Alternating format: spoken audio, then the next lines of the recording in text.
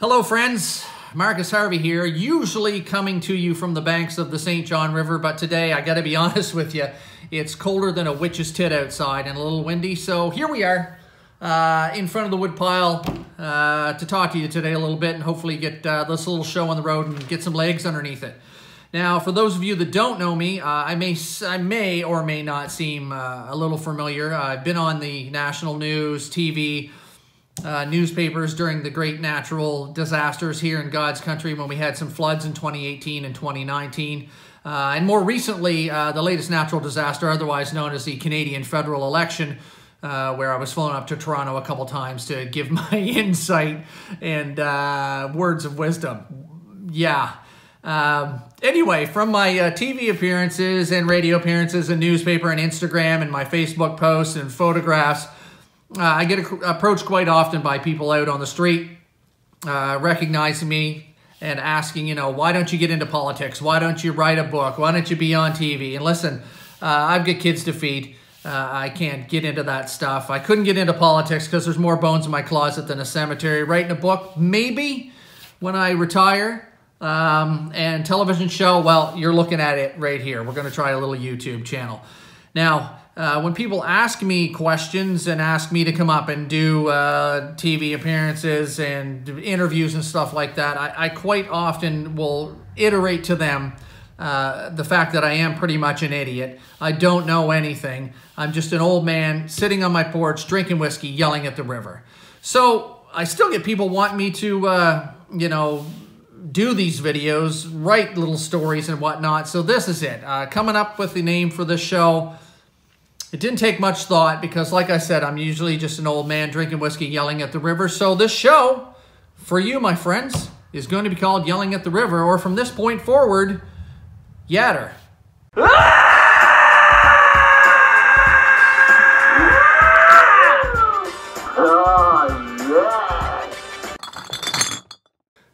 All right, production values obviously are going to be stellar in this show, so we're already off to a good start.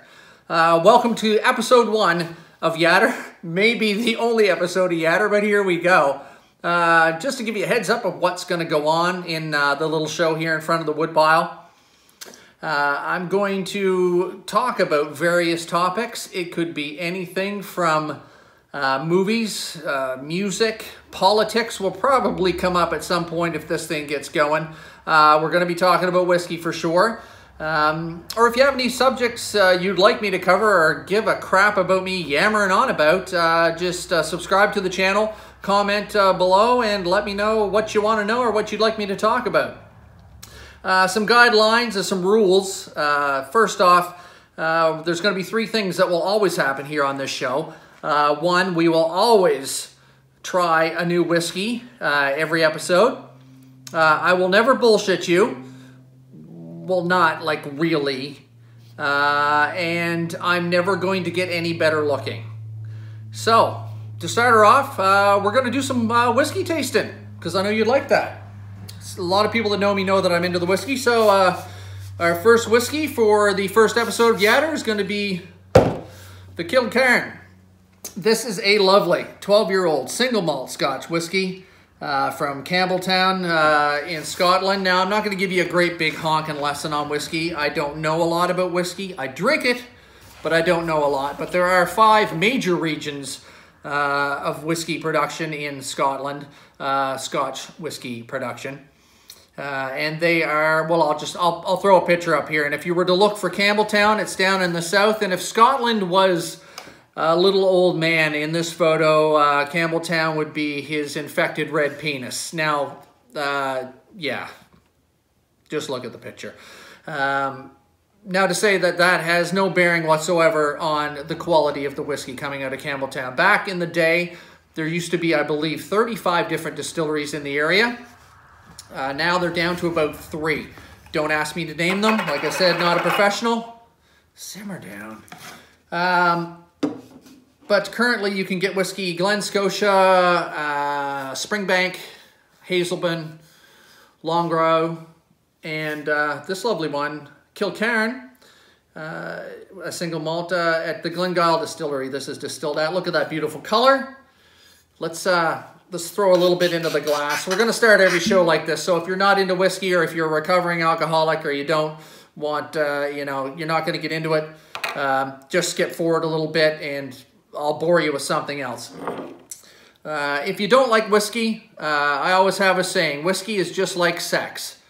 If you don't like it, you're doing it wrong. Okay, so like I said, I'm not going to give you a great big lesson on whiskey, Scotch whiskey. In order to be called Scotch, it has to be distilled in Scotland, unless you've won a court battle and you're allowed to call it Scotch and you're out of Cape Breton or in Nova Scotia. But that's New Scotland, so, you know, tomato, tomato. Scotch whiskey is, like I said, I'm not going to get into the whole how it's made. It's a single malt. It's malted from barley. We'll also be covering the bourbon region of Kentucky in future episodes and drinking some of that whiskey as well. So anyway, lovely single malt whiskey. Check the color. It's like a nice wheat color. There is no added color. Non-chill filtered as far as I know. Beautiful distillery. I hope to go over and visit sometime this summer even, maybe, if the wife lets me get away. Now, I'm not one of those fancy Scotch guys that's going to give you a whole bunch of hints of heather and blah, blah, blah. The nose on this whiskey, it's light. You can see the legs on it already, hopefully. There isn't even any legs. It's so cold out here, it hasn't even got legs yet. Kind of like the show, probably. Let's have a taste. The nose on it's kind of like, say if you were to take your grandmother's knickers and put them in your son's hockey bag and then hang it from a butternut tree for about 2 months and then let it set through the spring. Not like that at all. This actually smells quite lovely.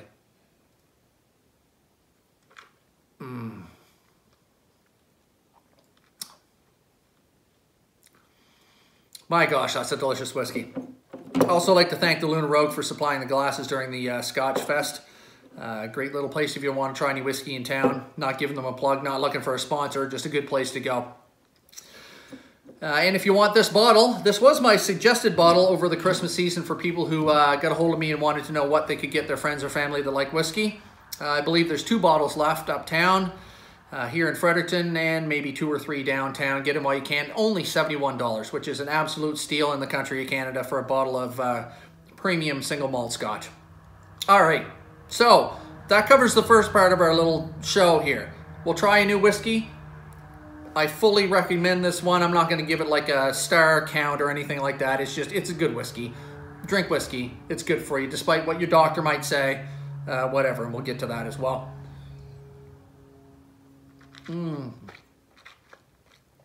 All right, topic of the day. I'm just going to set this down because I've got it on a surfboard, and surfboards are made on the bottom to slide across the water easily, so my bottle could easily slide off and then I wouldn't be very happy. Topic of today. Now, I know a lot of you, as soon as you saw me coming up with this YouTube channel, you're like, oh, he's going to go on and rant about politics. Today, I'm not going to. Today, we're going to talk about my barge arse. Little overweight. Now, I want to back things up and go to Thanksgiving of last year, 2019. I partook in quite a feast. We had one here. My mother came over, my aunt. It was a great little meal. We had ham, turkey, pies, ice cream. I had it all, which was fine. Had a couple of whiskeys as well. Went to bed at night, and about 2 o'clock in the morning, I woke up with a very sharp pain in my chest, and it was radiating and hitting me right here in my shoulder as well. So I was thinking to myself, yeah, I probably ate too much, or maybe this is a heart attack. So I got up, went downstairs, grabbed a couple of aspirins, had a glass of water, went back to bed, woke up in the morning, thought nothing more of it. So shortly thereafter, around November, my back, well, actually my back's been bothering me for quite a while, but my lower back really started to bother me. So I made an appointment with the doctor to go in and see if we can get some x-rays done and see what we could do. We went in and blah, blah, blah, blah, blah. He ended up putting me on Celebrex. So as he's telling me about Celebrex, I said, okay, so what are the effects, the long-term effects of Celebrex? Because I'm 50 years old now, I got to start actually thinking about the medications and stuff I'm putting in my body and trying to prolong myself a little bit longer if I can.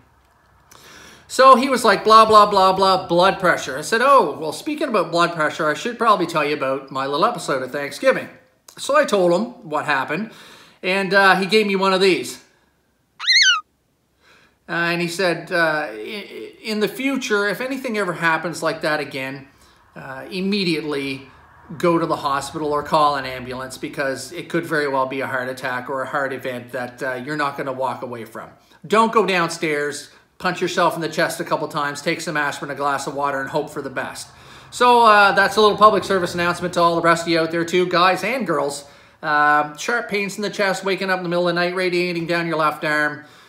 Just go to the hospital. They'll get you right in if you go in and say you think you're having a heart attack. They're pretty good that way. They don't. It's bad for business if you die right there in the waiting room. Although you do tend to spend 9, 10, 14, 24 hours in the waiting room up here. Anyway, but that's a whole other topic for another day. So anyway, let's flash forward. The doctor sent me away for a stress test. Well, I'll throw the photo up there for you now to take a look at. I know it's not pretty, but there it is.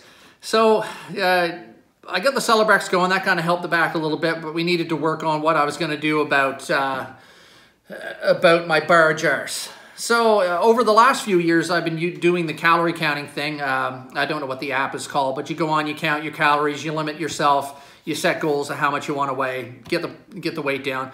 That's worked for the last 2 or 3 years. I'm able to usually drop 20, 30 pounds within a couple of months. But the last couple of times I've tried it, it's not worked at all. I've dropped 10 pounds usually in the first week, then I hit a wall. So new year, new approach, I guess. We were at a New Year's dinner with friends of ours, and a couple of them, one of them being a cardiothoracic surgeon down in Florida, so he, hopefully, being a doctor, he knows what he's talking about. They are doing the intermittent fasting. So this is the first I heard about it. We were sitting around having a really salty, buttery, delicious seafood chowder at a friend's house down in Sussex, drinking copious amounts of whiskey, delightful gin bourbon Caesars. Once again, another one of those meals where my heart and the rest of my body is looking up at me going, what the hell are you doing? But anyway, we got on the topic of losing weight and being healthy and whatnot, because they're retired and are enjoying life, and they're doing this intermittent fasting. So once again, not an expert on this, but that's what I'm doing right now. Started about a week ago. I'm not a pro, but here's the rundown of, hold on for a second.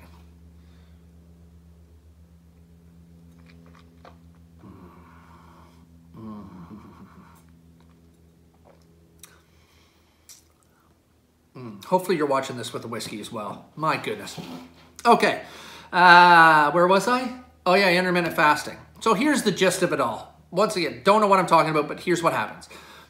During certain hours of the day, you do your eating, and then you go for great big long periods of not eating. So for myself, I'm doing the 16-8 intermittent fasting. So at noon, I can start eating. At 6 o'clock, I gotta be done eating. After that, for those 18 hours, it's just water or black coffee. So, for somebody who likes to eat like myself, and if those of you know my wife, you know the cookies that she makes and the other baking and whatnot, I thought it would be extremely hard to do, but it actually happens to be fairly easy. Like I said, I've been at it for about 10 days. I weighed myself at the start of it. If you look back at that picture of the stress test, I was about 216 pounds there. I'm hoping that by the end of this, I will look like the picture I'll show up right now. And there you go. And I know what you're thinking as you look at that picture. And yes, I was able to pull off jean shorts in lieu of swimming trunks while I was in the rainforests of Northern Australia. Drove the ladies wild.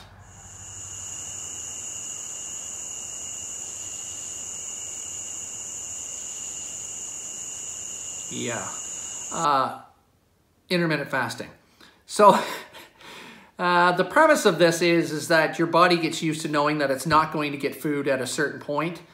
Over an 18-hour period, as you get towards the end of your fast, at the end of the 18 hours, there's nothing in your body to burn for fuel. So if you exercise just before you start to eat again, in my case that would be at noon, if you exercise, do yoga, whatever, you're burning pure fat.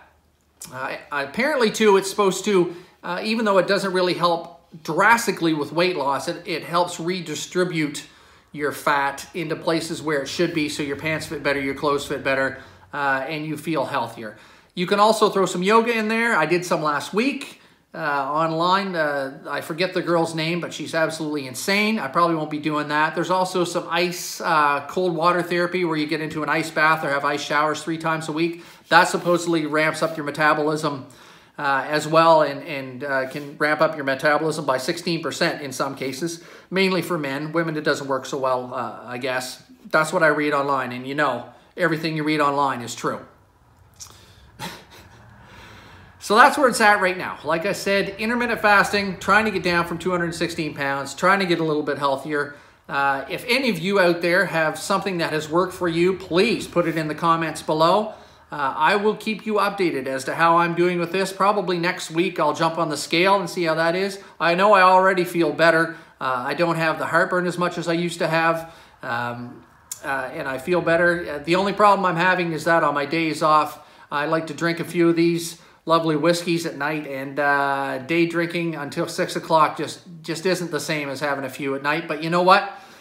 If it helps the ticker, if it loses some weight and makes me a little healthier, good enough. Like I said, subscribe to this if you want to follow me going forward. Give me some comments below on topics you'd like me to cover, or ways that you've lost weight that's worked or gotten healthier. And until next time, appreciate you stopping by for episode 1 of YATR. And I'd just like to say, remember, you only die once. Drink the whiskey, eat the bacon, and hug everybody you can. Thanks for coming out. See you next time. Mm.